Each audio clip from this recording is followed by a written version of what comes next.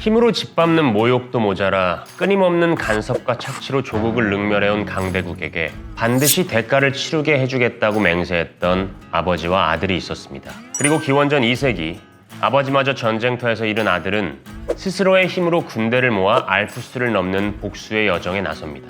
이후 로마인들이 공포에 휩싸이기까지는 그리 긴 시간이 걸리지 않았습니다. 전쟁으로 배우는 투자 워코노미. 안녕하세요.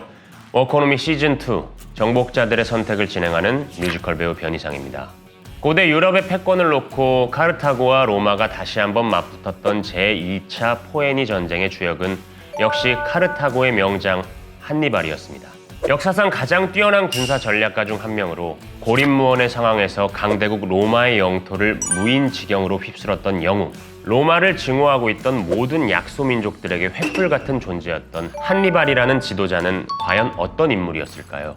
오늘은 초강대국 로마를 멸망의 직전까지 밀어넣었던 제2차 포에니 전쟁의 주역, 한니발과 전사들의 특성을 대표하는 투자 전략에 대해 알아보겠습니다. 시작에 앞서 해당 인물의 성향과 철학을 바탕으로 금융투자 성향을 유추하여 구성된 이야기임을 설명드립니다.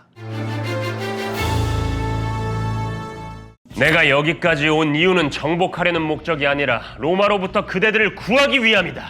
한니발의 리더십 아래 로마의 대군을 상대로 연전연승을 만들어냈던 전사들의 상당수는 그들이 당한 만큼 로마인에게 되돌려주겠다는 일념으로 스스로 한니발의 군대에 뛰어든 약소민족들의 전사였습니다.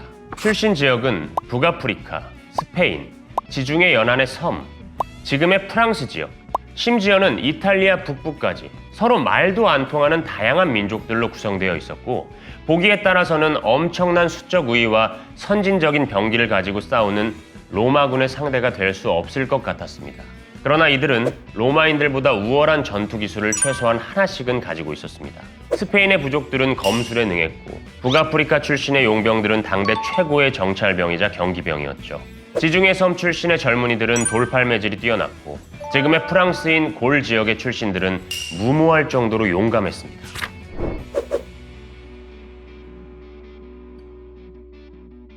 불굴의 의지 앞에서는 높은 산도 몸을 낮춘다. 우리는 길을 찾거나 만들게 될 것이다. 개별적인 힘으로만 보면 강대국의 먹잇감에 지나지 않았던 각 민족들의 잠재력을 모아 로마와 일전을 겨룰 수 있는 집단으로 만들어낸 요인은 결국 한니발이라는 지도자의 리더십과 전술이었습니다. 한니발은 어떤 상황과 지형에서 각 민족들이 지니는 힘이 극대화될 수 있는가를 잘 알고 있었고, 거만한 로마 군단의 약점이 어디에 있는지도 간파한 상태에서 전투에 임했습니다.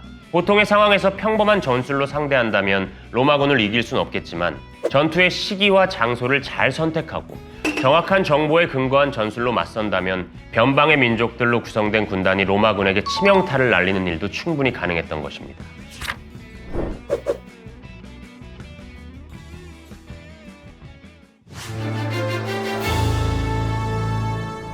한니발의 지도력과 전술 아래 로마군을 상대했던 약소민족들의 군단은 선진국이 아닌 이머징 마켓에 존재하는 많은 우량 기업들을 연상시킵니다. 많은 이머징 마켓의 기업들은 어느 구석 하나는 선진국 기업들 대비 뛰어난 무언가를 보유하고 있는 경우가 많습니다. 예를 들어 강력한 경제 성장의 모멘텀과 방대한 내수 시장을 배경으로 외형이 급성장하는 기업도 있고, 에너지와 광물 부분에서 강력한 지배력을 보유한 기업들도 있을 것입니다. 조용히 때를 기다리면서 선진국 기업들을 한번 이겨보겠다는 일념으로 오늘도 세계 시장에서 경쟁을 하는 이머징 마켓의 기업들과 로마에 대한 복수의 칼날을 갈아온 한니발 전사들과는 뭔가 통하는 연결고리가 존재합니다.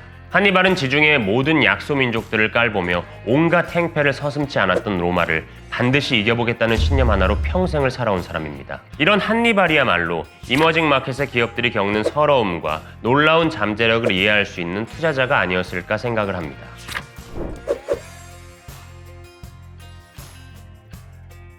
그러나 매우 신중하면서 정확한 최신 정보가 가지고 있는 가치를 잘 알고 있었던 한니발이 무턱대고 이머징 마켓의 기업들에 투자하진 않았을 것입니다.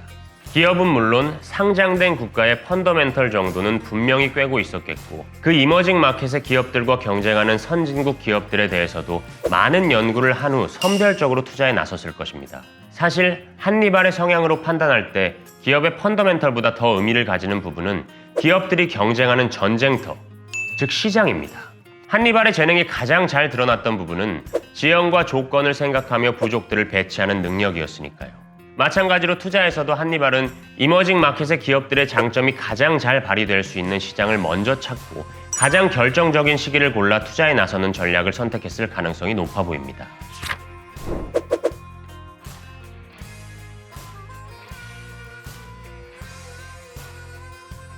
투자의 수단을 생각해보면 한니발이 간접 투자를 선택했을 가능성은 낮았을 것 같습니다. 한니발은 항상 스스로 전쟁터를 돌아보고 어느 지형에 어느 민족으로 구성된 부대를 배치할 것인지를 선택했습니다. 따라서 투자의 대상을 고를 때도 자신이 시장 상황을 살펴보고 가장 적절한 이머징 마켓의 기업들을 선별해 투자하는 직접 투자의 방법을 선호했을 가능성이 훨씬 높습니다.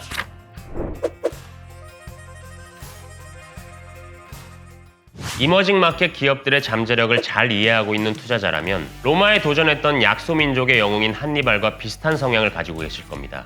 누구에게나 밀물이 들어오는 기회를 맞이할 수 있듯이 조용히 칼날을 갈고 있는 이머징 마켓의 기업들이 자본시장을 석권할 가능성은 항상 열려 있습니다. 그러나 그 기업의 잠재력을 과신한 나머지 변화하는 이머징 마켓의 투자 환경에 대한 직시를 하지 못할 시에는 치명적인 결과가 도래할 수도 있다는 점도 반드시 기억해야 할 것 같습니다. 지금까지 워코노미 시즌2 정복자의 선택의 변희상이었습니다. 감사합니다.